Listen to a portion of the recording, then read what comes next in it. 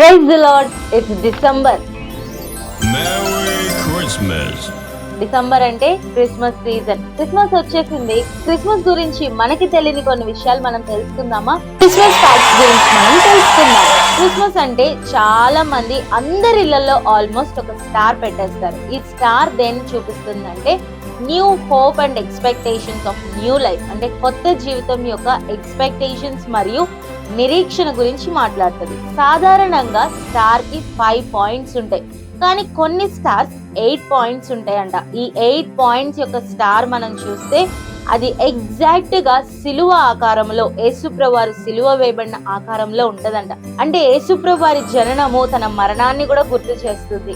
తరువాత జర్మనీలో ఒక స్టార్ ఉంటది. ఆ స్టార్ 3 డైమెన్షనల్ లో ఉంటదంట. దాని పేరు మొరావియన్ స్టార్. ఈ స్టార్ 1830వ సంవత్సరంలో కనుక్కున్నారు. ఈ స్టార్ కి 26 పాయింట్స్ ఉంటాయి.